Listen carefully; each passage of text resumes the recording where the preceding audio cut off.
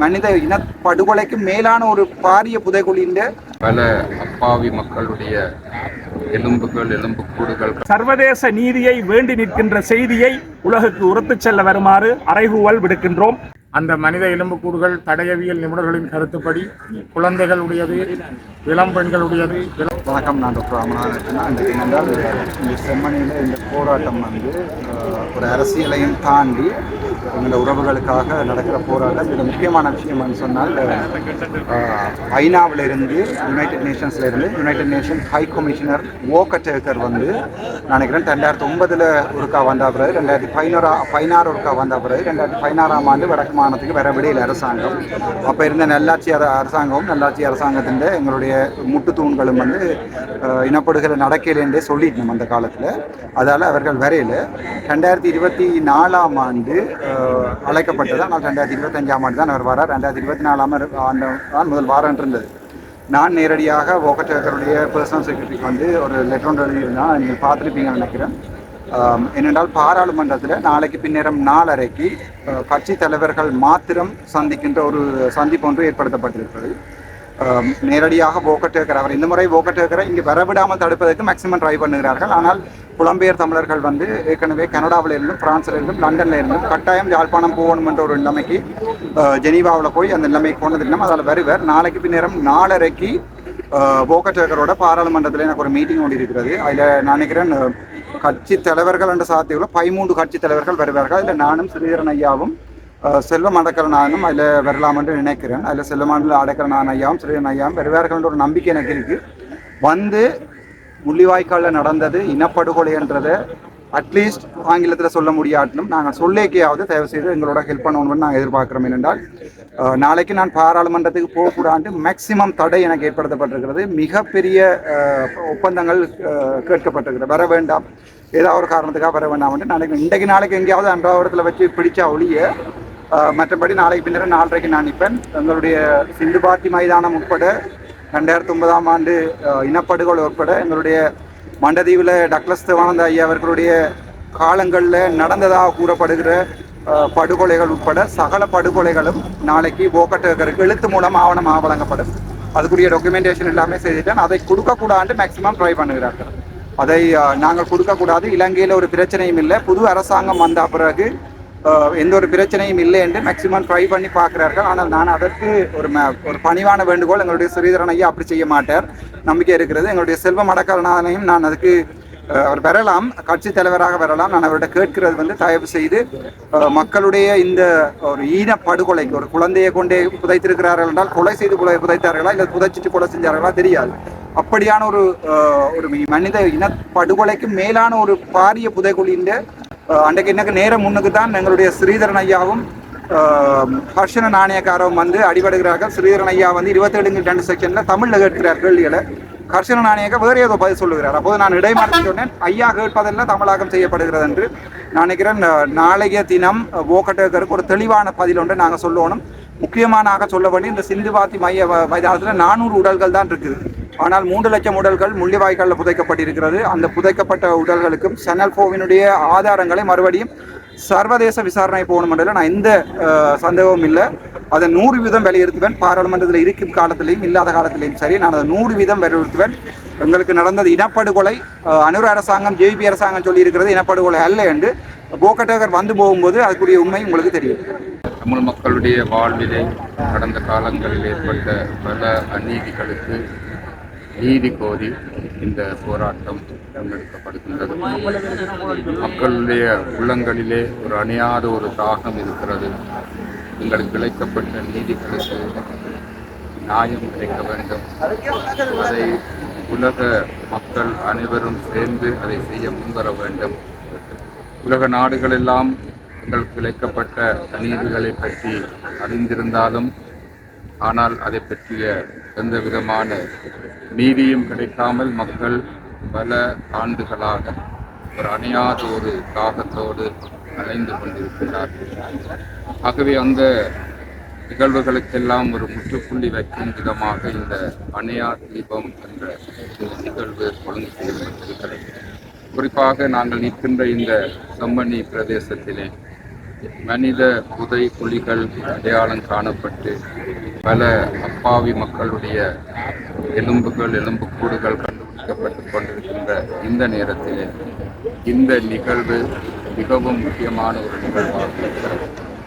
காணாமல் போன எத்தனையோ பேர் தங்களுடைய உறவுகளை தேடுகின்ற இந்த வேளையில் யுத்தத்தினுடைய இறுதி நாட்களிலே சரணடைந்தவர்களுக்கு என்ன நடந்தது என்ற கேள்வியை கேட்கின்ற இந்த காலத்திலே இந்த மனித புதைக்குழிகள் ஒரு பயங்கரமான ஒரு பதிலை எங்களுக்கு சொல்லிக் கொண்டிருக்கின்றன. ஆகவே இவற்றை நாங்கள் உதாசீனம் செய்யாமல் எங்களுடைய அரசாங்கமும் உலக நாடுகளும் எல்லாரும் இந்த சந்தர்ப்பத்திலே மக்கள் எதிர்பார்க்கின்ற ஒரு நியாயமான ஒரு நீதியை வழங்க வேண்டும். இனிமேலும் அதற்கு நாங்கள் தாமதிக்கக்கூடாது. அந்த நீதியை பெறுவதற்கு தடையாக இருக்கிற எல்லா விதமான தடைகளையும் நீக்கி நியாயமான முறையிலே மக்களுக்கு இந்த நீதி கிடைக்க வேண்டும் என்ற அந்த நோக்கத்தோடு நடத்தப்படுகின்ற இந்த போராட்டத்திலே நாங்கள் இணைந்து எங்களுடைய முழு ஆதரவை தெரிவிக்கின்றோம். மக்களுடைய எதிர்பார்ப்பு, இந்த அணையாத தாகம் நிச்சயமாக விரைவில் நிறைவேற வேண்டும். அதற்கு இந்த போராட்டம் நிச்சயமாக துணை செய்யும் என்பது எங்களுடைய நம்பிக்கை. இறைவனுடைய ஆசீரும் வழிநடத்தலும் தமிழ் மக்களுக்கு தொடர்ந்து கிடைக்க வேண்டும். அவர்கள் அமைதியோடும் நிம்மதியோடும் வாழுகின்ற காலம் பிறக்க வேண்டும் என்று இந்த வேளையிலே ஆசைத்து நிற்கின்றோம். இந்த நிகழ்வை ஏற்பாடு செய்த அனைவருக்கும் எங்களுடைய நன்றிகளை தெரிவித்துக் கொள்கின்றோம். அணையா விளக்கு கவனஈர்ப்பு போராட்டம் இன்று 2025ஆம் ஆண்டு ஜூன் மாதம் 23ஆம் தேதி இன்னும் சற்று நேரத்திலே காலை 10 மணிக்கு அணையா விளக்கு ஏற்றப்பட்டு தொடர்ச்சியாக 3 நாட்கள் எதிர்வரும் 25ஆம் தேதி புதன்கிழமை மாலை 3 மணி வரை செம்மணியிலே இந்த அணையா விளக்கு கவன ஈர்ப்பு போராட்டம் நடைபெற இருக்கிறது. மக்கள் செயல் அமைப்பினர் இவற்றை ஒழுங்குபடுத்தி இருக்கிறார்கள். அந்த விதத்திலே இன்றைய தினம் இங்கே இப்பொழுது நாங்கள் அனைவரும் இங்கே செம்மணியிலே மனித புதைகுழிகள் இருக்கக்கூடிய இடத்திலே தமிழினத்துக்கு இனப்படுகொலை நடைபெற்ற இடங்களிலே ஒன்றாகிய இந்த செம்மணியிலே இங்கே மத தலைவர்கள், அருத்தந்தையர்கள் மற்றும் எங்களுடைய வெளிந்து காணாமலாக்கப்பட்ட உறவுகள், அரசியல் தமிழ் தேசிய செயற்பாட்டாளர்கள், பொதுமக்கள் என்று ஊடகவியலாளர்கள் என்று அனைவரும் இங்கே ஒன்று திரண்டிருக்கிறார்கள். ஆகவே இன்று இப்பொழுது இந்த அணையா விளக்கு போராட்டத்திலே தமிழனாக, தமிழ் மகனாக, தமிழ் பேசும் ஒருவனாக, ஏன் மனிதனாக இதிலே அனைவரும் வந்து பங்கெடுக்க வேண்டிய தேவை இருக்கிறது. தமிழ் இனத்துக்கு எங்களுடைய தாயகத்திலே நடைபெற்று கொண்டிருக்கின்ற இந்த இன அழிப்பு, இனப்படுகொலையை அனைவருக்கும் வெளிக்கொண்டு வரும் முகமாக இந்த செம்மணி மனித புதைகுழிகள், அண்மையிலே சித்துப்பாத்தி மயானத்திலே கண்டெடுக்கப்பட்ட 19 எலும்புக்கூடுகளும் அதற்கு சான்று பகர்வதாக இருக்கிறது. ஆகவே இந்த ஒரு போராட்டம் மக்களுக்கான, மக்களாலே நடாத்தப்படுகின்ற போராட்டமாக இருக்கக்கூடிய இந்த சூழலிலே அனைத்து எமது உறவுகளும், தாயகமெங்கும் பறந்து வாழக்கூடிய அனைத்து உறவுகளும் இங்கே செம்மணிக்கு இந்த 3 தினங்களிலே ஏதோ ஒரு நேரத்தை ஒதுக்கி குறைந்தது 1 மணித்தியாலத்தையாவது நீங்கள் இந்த கவன ஈர்ப்பு அணையா விளக்கு போராட்டத்துக்கு அர்ப்பணிக்க வேண்டும். உங்களுடைய உணர்வுகளை, நீதிக்கான இந்த பயணத்தை நீங்கள் எடுத்து சொல்ல வேண்டும். அதே போல எதிர்வரும் புதன்கிழமை ஐக்கிய நாடுகள் சபையினுடைய மனித உரிமைகள் பேரவையினுடைய ஆணையாளர் வோக்கர் டோக் அவர்கள் யாழ்ப்பாணத்துக்கு வருகை தரக்கூடிய ஒரு சூழலிலே இந்த கவன ஈர்ப்பு போராட்டமானது, அணையா விளக்கு போராட்டமானது சர்வதேசத்துக்கும் ஒரு செய்தியை சொல்ல இருக்கிறது என்ற வகையிலே புதன்கிழமை மாலை 3 மணி அளவிலே இந்த போராட்டம் நிறைவடைய இருக்கிறது. பெரிய மாபெரும் பேரணியும் நடைபெற இருக்கிறது. அந்த புதன்கிழமையிலே அனைவரும் அந்த 3 மணி அளவிலே இங்கே பெரும் எழுச்சியாக திரண்டு எங்களுடைய இனத்தினுடைய வலிகளையும், நீதிக்காக நாங்கள் கடந்த 75 வருடங்களுக்கு மேலாக போராடி கொண்டிருக்கின்ற சர்வதேச நீதியை வேண்டி நிற்கின்ற செய்தியை உலகுக்கு உரத்துச் செல்ல வருமாறு அறைகூவல் விடுக்கின்றோம். பொத்துவில் தொடக்கம் பொலிகண்டி வரை மக்கள் பேரெழுச்சி இயக்கம் இந்த போராட்டத்துக்கு தன்னுடைய பூரண முழுமையான ஆதரவை வழங்கி நிற்கின்றது. நன்றி. ஈழத்து மண்ணிலே தமிழ் மக்கள் படுகொலை செய்யப்பட்டார்கள்.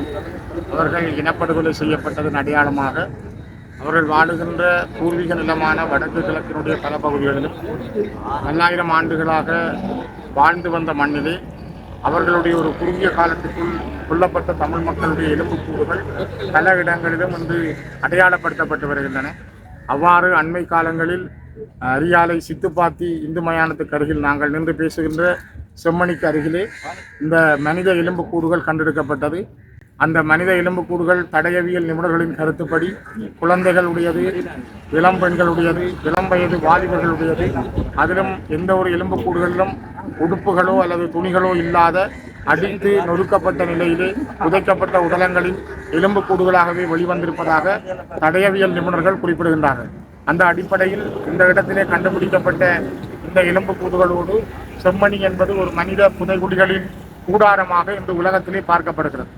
இன்றைய நாட்களில் இந்த இலங்கை மண்ணுக்கு வருகை தந்து கொண்டிருக்கின்ற 23, 24, 25ஆம் தேதியில் இலங்கையிலே தங்கியிருக்கின்ற ஐக்கிய நாடுகள் மனித உரிமைகள் ஆணையாளருடைய வருகையொட்டி அவர் 25ஆம் தேதி யாழ்ப்பாணம் வருகின்ற பொழுது அவருக்கு இந்த உண்மை நிலையை தெளிவுபடுத்தும் வகையிலும் இந்த இடத்திலே பொதுமக்கள் மற்றும் வலிந்து காணாமல் ஆக்கப்பட்டவர்கள், மத தலைவர்கள், ஊடகத்துறையினர் என பல்வேறுபட்ட தரப்புகளுடைய முயற்சியாலும் மேற்கொள்ளப்படுகின்ற இந்த அணையா விளக்கு போராட்டத்திற்கு ஒரு மிகப்பெரிய வலி சேர்க்கும் வகையிலே இன்றைய தினம் நாங்கள் இந்த இடத்திலே ஒன்று கூடியிருக்கிறோம். இந்த போராட்டமானது ஒரு அறவழியிலே தர்மம் சார்ந்ததாக, அமைதியாக, உலகத்தின் கண்களை திறக்கும் வகையில் சொல்லப்படுகின்ற ஒரு செய்தியாக இருக்கும். அந்த செய்திக்கான முழு வலி சேர்க்கின்ற காரியத்தை எங்களால் முடிந்த அளவுக்கு நாங்கள் ஆற்றுகிறோம். எங்களுக்கு நடந்தது இனப்படுகொலை. தமிழ் மக்களுக்கு ஒரு நீதி விசாரணை வேண்டும்.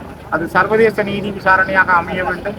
நாங்கள் தொடர்ந்தும் சிங்கள அரசுகளால் ஏமாற்றப்படுகிறோம். இப்பொழுது இருக்கிற அனுர அரசாங்கத்தில் கூட தமிழர்கள் தொடர்ந்து ஏமாற்றப்படுகிறார்கள். அந்த பழைய அரசுகளுக்கு சளைத்தவர்கள் அல்ல இவர்கள் என்பதை நிரூபிக்கும் வகையிலே அண்மைய நடவடிக்கைகள் அமைந்திருக்கின்றன. ஆகவே ஒரு சர்வதேச விசாரணை என்பதனுடைய முக்கியத்துவத்தை வலியுறுத்தியும், இங்கு கண்டெடுக்கப்படுகின்ற எலும்புக்கூடுகளுக்கான நீதி விசாரணையை வலியுறுத்தியும், இவற்றுக்கான ஒரு அடிப்படையான மனித உரிமைகளுக்கான பங்கை உலகம் எவ்வாறு செலுத்த முடியும் என்பதை வலியுறுத்துவதற்கான இந்த போராட்டத்தில் எங்களுடைய முழுமையான பங்கை நல்கியிருக்கிறோம். எல்லா மக்களும் அணியாக திரண்டு இன்று நாளை மறுதினம் இதிலே நாங்கள் திரளுகின்ற அந்த திரட்சி, மக்கள் திரட்சி உலகத்தின் மனச்சாட்சிகளையும் உலகத்தின் கண்களையும் திறக்கும். அதனால் எல்லோரையும் இந்த போராட்டத்திலே கலந்து கொள்ளுமாறு மிக வினயமாகவும் அன்புரிமையோடும் கேட்டுக்கொள்கின்றோம். நன்றிகள்.